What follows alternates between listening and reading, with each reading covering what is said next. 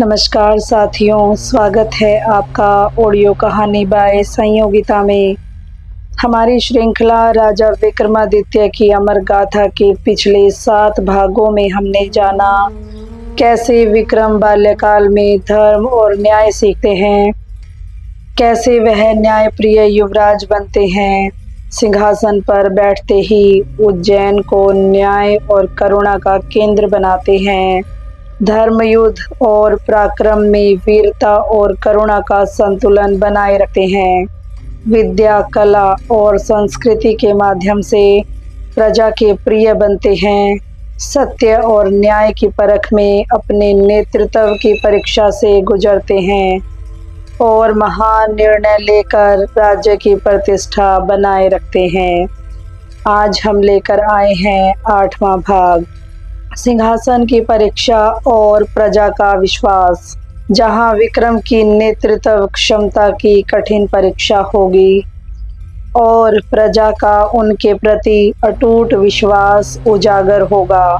अगर आपने पिछले भाग नहीं सुने हैं तो चैनल की प्लेलिस्ट में जाकर सभी भाग सुन सकते हैं और चैनल को लाइक, शेयर और सब्सक्राइब जरूर करें ताकि अगला भाग आपके पास समय पर पहुंचे। तो आइए आरंभ करते हैं सिंहासन की परीक्षा और प्रजा का विश्वास। उज्जैन नगर में अचानक सूचनाएं आई कि पड़ोसी राज्य अपने सैनिकों के साथ सीमा की ओर बढ़ रहे हैं। प्रजा भयभीत हो गई। कुछ दरबारी संकोच कर रहे थे तो कुछ ने विक्रम की योजना पर प्रश्न उठाए।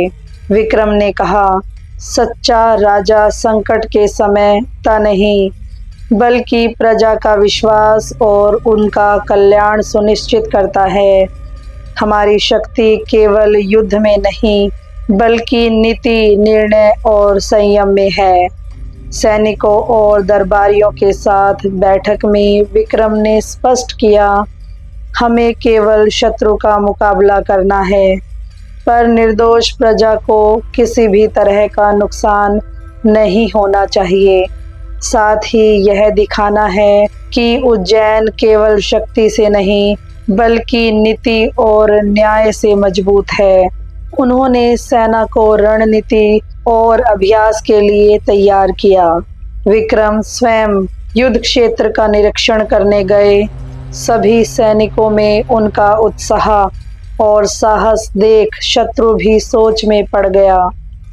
इसी बीच नगर के नागरिकों ने अपने राजा पर पूरा भरोसा दिखाया।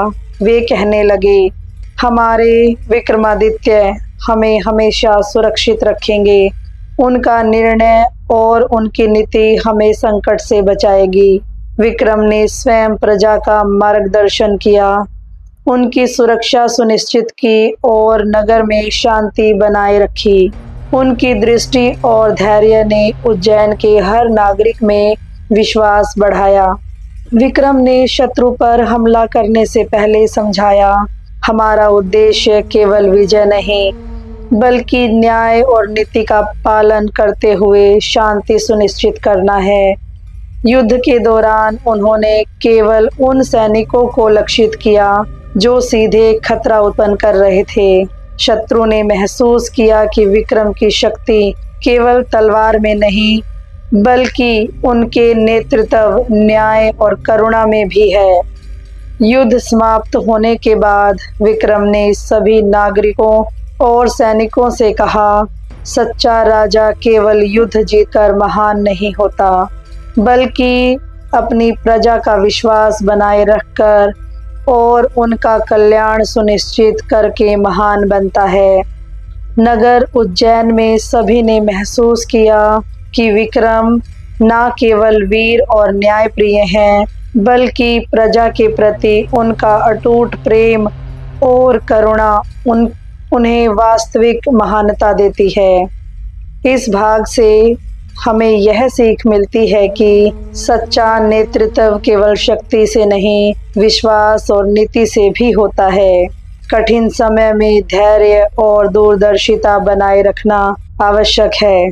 प्रजा का विश्वास और सम्मान राजा की सबसे बड़ी शक्ति है और सच्चा राजा वही है जो संकट में भी न्याय और करुणा का मार्ग अपनाए। तो मित्रों, यह था राजा विक्रमादित्य की अमर गाथा का 8वां भाग, सिंहासन की परीक्षा और प्रजा का विश्वास। आज हमने सुना कि कैसे विक्रम ने संकट के समय प्रजा का विश्वास बनाए रखा और नीति, न्याय और करुणा के मार्ग पर स्थिर रहे। कल हम लेकर आएंगे अगला भाग, राज्य का उत्कर्ष और विक्रम की महानता, जहां उज्जैन अपने उत्कर्ष पर पहुंचता है और विक्रम की वास्तविक महानता उजागर होती है। यदि आपको हमारी यह कहानी पसंद आई हो तो इसे लाइक, शेयर और सब्सक्राइब जरूर करें और हमारी प्लेलिस्ट में जाकर बाकी सभी भाग एक एक करके सुनें। मैं हूं संयोगिता, आप सुन रहे थे ऑडियो कहानी बाय संयोगिता, जहां इतिहास की गाथाएं जीवित हो उठती हैं। जय विक्रमादित्य। धन्यवाद।